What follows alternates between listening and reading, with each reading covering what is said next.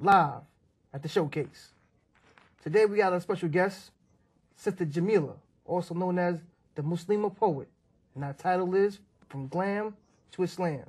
You may know her from the Juice Crew, known as Glamorous. So let's get into it. Assalamu alaikum. Wa alaikum salam wa rahmatullahi wa barakatuh. Well, as most of us know you, as most of us know you, we know you from the Juice Crew. Yes. So, let us know, what is your journey, or how long have you been practicing Islam? By the mercy of Allah, alhamdulillah, I've been reverted for over 23 years now. Okay, 23 years. So that's quite some time there. So, what has been your journey from then to now? What has traveled? What have you been doing since then? What's your journey? Okay, subhanAllah. I started writing in the 70s, and I became a recording artist in the 80s. And that's when I joined the Juice Crew. Before I joined the Juice Crew, I was with the Glamour Girls on Pop Art Records. I did one song, and then I joined the Juice Crew, and then we did Juice Crew All Stars, and I did my LP. I signed with Cold Chillin', but my record came out on Prism. And then I worked with various different producers. The last producer that I worked with before I embraced Islam was Nile Rodgers from Chic. Okay. And I put the mic down. I left the industry, and I was told that I couldn't do that anymore, the recording and so forth. That's what I was told.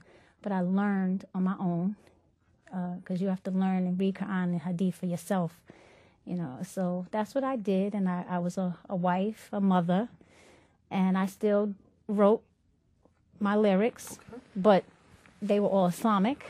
I would sing to my children when they were born, and I would play with them and, make different Islamic sayings so they could remember certain things, like to do it to go to sleep, do it to wake up, to do it to eat.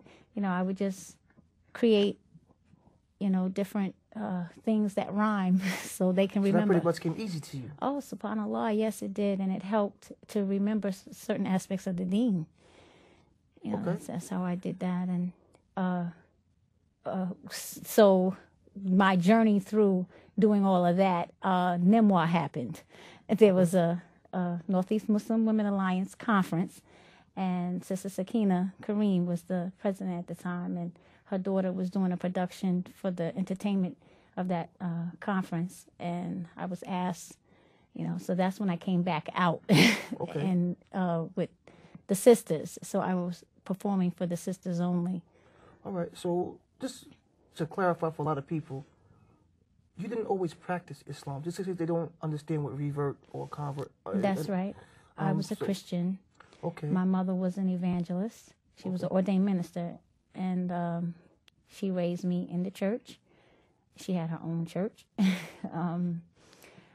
And I've always, have been spiritual, I guess, and connected to the Creator. And I never met my father, so I always would look to Allah for everything. That was my best friend, my master, my guardian. I looked to the Creator for everything. And so I was, as a servant, at the time, there were things going on in my life that were very, just not normal. I was getting very sick, stressed out, and I turned to Allah, got down on my knees, and I just said, let the truth come to the light. And that's how so I let us know, what was there a particular event that happened that made you at a particular time say, I want to take my shahada, my convert to Islam? Can you tell us about that? Well, what got me really, really on the path was I was experiencing something with my ex-husband, and I got in the car and I was driving, and I went down the street the wrong way, and I didn't realize it, and I looked like I was going off the Bruckner Expressway, the bridge. Okay. There was a fence. The car drove by itself, okay. And my hands was like this, and the car drove a block to a light and stopped, and I said, God drove this car. And after that, I went and got baptized. I kid you not. It was like, I know. It's like this feeling you get like, okay, I'm not dying. It's not my time. And I started walking a path. And then shortly after that, I didn't even know I was going to be Muslim. I did not know I was going to be Muslim. I just remember calling Nile Rodgers up and saying, I can't do the album.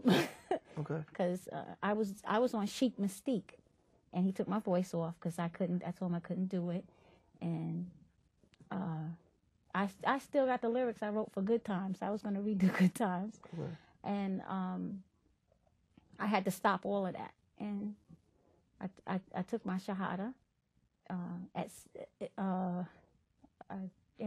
took my shahada at 17, and then I had to take it again because my mom didn't let me practice at 17. So I became the recording artist in between 17 and 22. Okay. That's my era. 17 and 22 was when I was doing my recording and traveling and so forth, and going through whatever I experienced in the dunya, So yeah, I never drank, I never smoked, but I was around it.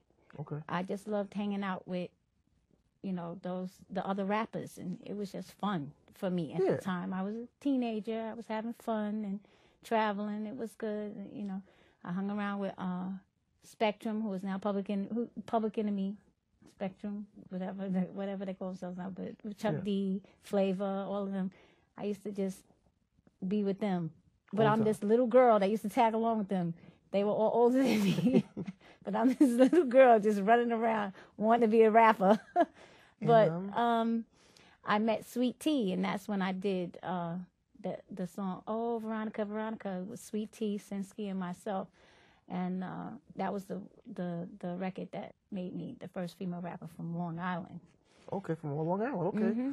So let's fast forward and let us know what activities you're doing now. What do you have going on in your community? Okay.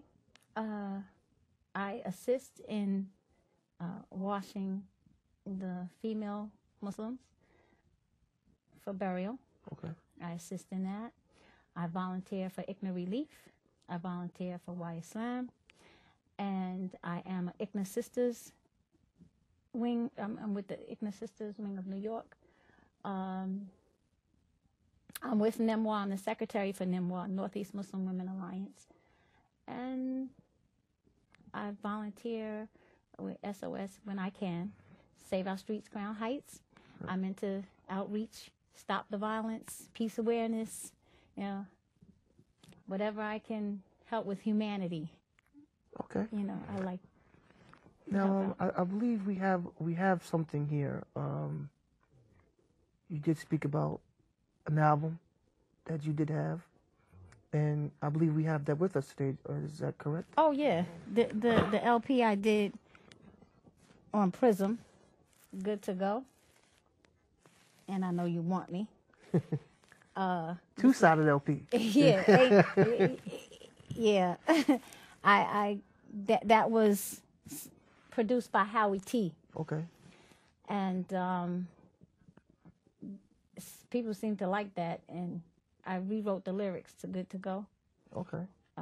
There's supposed to be a Juice Crew reunion, but they haven't called me yet. And well, we'll see what happens. Yeah, I don't know. I do spoken word now. Okay. And you know, we appreciate your time and efforts to come up here and share your time with us. But if you don't mind, we would like you to do a little something for us before we log off the air today, if you don't mind, sister. Well, I have a special piece that I did when I did this piece at Queens College, and it seemed to have got quite a few antennas up. Okay. This is my piece called His Voice. It's spoken word. Bismillah. When I used to hear his voice, it was a sound I could hear with pleasure and melody. A sound so alluring, dominant, and commanding. A sound I got used to. His voice was outstanding. And the sound of his voice made me obey. I felt every single word his voice did say. Now, the sound of his voice makes me cry. When I hear his voice, a tear falls from my eye. His mouth pursued me. His mouth told me things. His mouth gave me promises. His mouth has a voice that rings. His mouth controlled me with the things he told me while I was focusing on his mouth and what he was saying. I did not notice his mental capacity, the hidden agenda, strategy, the mind playing, manipulated, captivated by his voice. The sound and the manipulation and captivation without hesitation, it gave such a sensation of a verbal communication, not focusing. I tried to grasp understanding. I failed comprehending the mental seduction of his voice as it was commanding. I became weak. I became a fool. Now I have to condition myself to be cool. Calm down, relax, let it go. When I hear the sound that makes me cry, my heart beats slow. I need to learn to dry my eye and pray for the coolness of my eyes and not to cry when I hear his voice when he speaks. I can't look at the hole between his cheeks. Even his lips, as they move, along with his voice, has a groove. I must learn to fight the pain and suffering I put myself through. I made myself believe things untrue. Opening my heart and my mind to the sound of his voice, a mistake, a bad choice. I must change the condition in my breast so Allah can change my condition and put my old condition to rest. Patience is helping. I'm blocking out the sound, no more feelings when his voice comes around. I'm training myself to ignore that melody that controlled me, training my soul, the inner essence of me, not to be moved or swayed by the sound of his voice, hoping the sound will fade. Maybe I'm not too late. Already my heart feels hate because he played and I've been betrayed. His voice got the best of me. I was acting out of character and I was about to lose my spiritual raiment along with my mind. I cried all the time. I tried all the time to convince myself to let go. The voice I hear and too familiar and know. I must change how I respond. I'll keep fighting the sound until the sound of his voice is gone. This voice, A'udhu billahi minash shaitanir rajim. This voice is the voice of shaitan. That's beautiful. Remember, you heard it here first. We like I said, we thank you for your time, and hopefully in the near future we'll be hearing more from you. Do you have any upcoming things, any albums or anything that you're progressing on that you care to share with us to look out for? Okay. I'm working on 2 books. One is poetry and the other one is just talking about tips on relationship is well, actually for sisters in the deen, which is very important that the youth need to know when looking for a spouse, know your worth. So I'm working on that. And I have 2 CDs, which is in production. Because of my illness, I have sarcoidosis, inflammatory disease in the lungs, and that has been a challenge for me. I'm living with it. I can, do work when I can, but hopefully, inshallah, it'll get done. And people can follow me on Glam for Life, Twitter, and the MUSLIMAH Poet, Sister Jamila, on Facebook. Okay. And the MUSLIMAH Poet at AOL.com is my email address. SubhanAllah, alhamdulillah. Well, that's the end of our show for today. We thank you, Miss MUSLIMAH Poet. And we thank you for watching. Once again, this is Rashid Hafiz, signing off at the showcase. See you next time. Assalamu alaikum.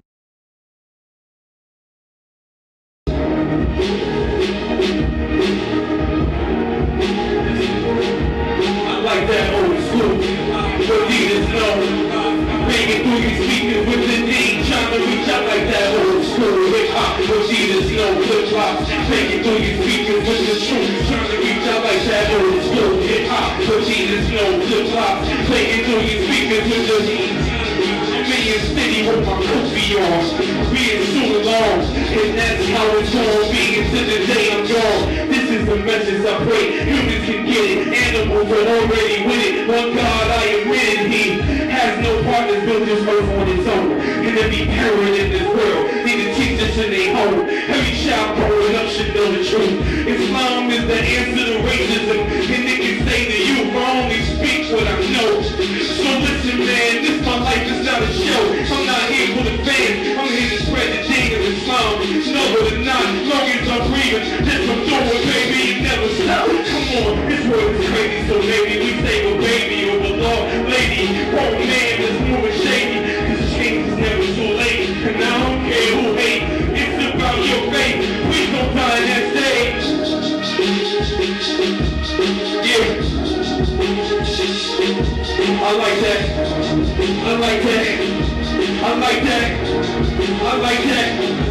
I like that old school. What leaders know. Making through your speakers with the.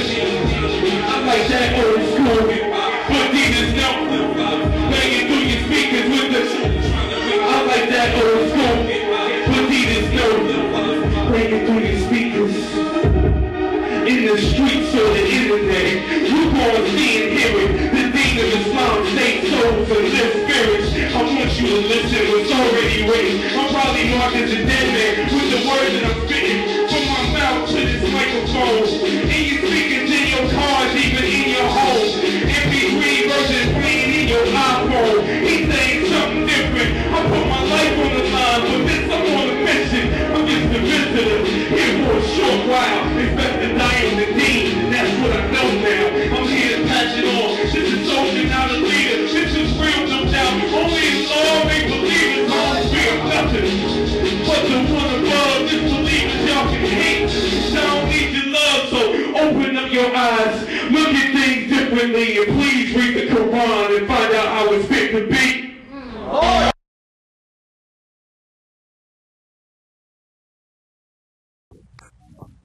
Good day, Miss Shawn. How you doing? Peace, Rashid. I'm fine. All right. Well, good to have you here. I'm glad that you were able to free up your schedule to join us today. Thank you for having me. Well, it's always a pleasure. It's always a pleasure. Appreciate it. A few questions for you. I'm not that intricate with the hair stuff, but I, as a man, and I know a few other females, a lot of females, they want to know what this natural hair stuff is all about. So, can you please inform us what natural hair is really about? Well, natural hair, it's as old as we are, and it's currently been brought into the light by the social media has been bringing a lot of light to our hair and our hairstyles and tutorials. But I've been in the business for over 30 years doing hair care for Black women specifically. Okay. And just doing what comes natural to us, the way we do our hair absent of going to the salon. Waking up, washing, combing our hair, braiding, plaiting, that state of hair is what we consider natural hair, absent of chemicals, absent of perms and texturizers, you know. So we call that natural hair. And it's just something that we can be so versatile with that it's now a phenomenon for a lot of people, but for us, it's just daily life and activity for a Black woman and child. Okay. How long have you been doing natural hair? Like, what influenced you to start doing this hair? I was influenced because I grew up in a house with my grandmother. She was a hair care lady. She was a stylist that took care. She had 5 girls. Mm-hmm. So she pressed our hair every 2 weeks. We had the ritual, basically, of washing your hair, getting it plaited up, your scalp greased, some of these old traditional techniques that we did on the weekend. Before school start, you had to take your hair down on Friday. If it was in braids, you had to get it washed. You had to get it conditioned, get the scalp greased, get it plaited back up before Monday. And just watching her do that, and when we had special occasions, maybe like picture taking day or a specific holiday, she would press our hair with a hot comb. So we knew what to expect. Being 5 girls, we would just line up and get ready for the ritual of beautification. And that kind of sparked my attention, you know, in how I wanted to wear my hair. Some things that I wanted wasn't acceptable for a certain age. I wasn't going to be able to get that. And bigger girls, they were able to get bangs or get curlers in their hair. That wasn't for me. So I couldn't wait to be able to make my own hair decisions. Okay. Let us know. I have one of my models here. This is a young sister. Her name is Eveline. And when we talk about natural hair, we talk about the hair in its condition of textures. Natural can be textures. Natural can be with color, absent of putting processes in it to straighten it. So we have a fro out. This is her front fro. And not a blowout, fro out. It's a fro out. Okay. It's a fro out. It's like a Big Bang. The Big Bang Theory we did just to kind of give her this full face effect. She has a great big head of hair. Okay. And so we wanted to turn around a little bit, and we can show on the side. We have something called a 2-strand twist. It's a 2-strand flat twist with her own natural hair. No extensions are added to it. And we did an upsweep, but because she has the yellow color and that wonderful tinge to her curls, you can see the curl pattern in her natural hair, and it's nice and fluffy and it's full, and it's a versatile style. So it's a flat strand, 2-strand twist with a fro out bang in the front. And we do something like this for a woman who's on the go. She can actually go to the gym. She can do her workout. She has, you know, when your hair is in the natural state, you don't really have to worry about it sweating it out, because it's going to go right back into the natural curl pattern anyway. So those are some of the benefits of natural hair. You know, you don't have to run when you're in the rain because your hair is going to get messed up. Okay. It'll only enhance it. You'll just get a tighter curl. And, you know, these styles are easy to maintain. You just tie it up at night.